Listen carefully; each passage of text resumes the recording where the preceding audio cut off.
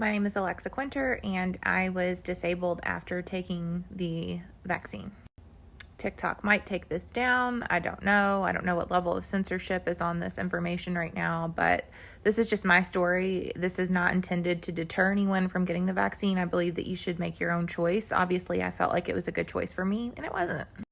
Also, to preface and clarify, I'm not some right-wing extremist with any kind of agenda. I don't think they're injecting us with 5G or microchips. I think that I just had some bad luck. So here's just a regular picture of me shortly before the vaccine. I like to show this picture because I'm standing. And here is a picture of me a few weeks after receiving the vaccine. So I got the vaccine on March 19th, and I had just gotten the go-ahead to start traveling for work again. So obviously I wanted to get the vaccine.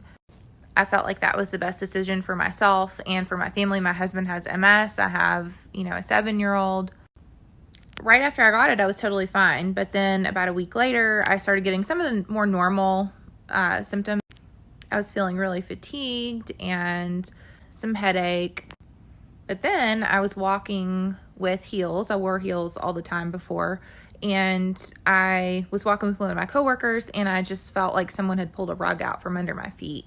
And it freaked me out so bad because I was like, what was that? And my coworker was looking at me like, hey, did you have tequila for breakfast?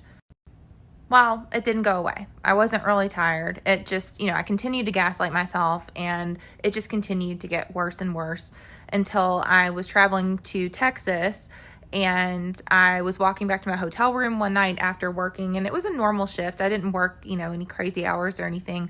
And I started blacking out walking down the hallway to my hotel room. And this is about 3 weeks after getting the vaccine.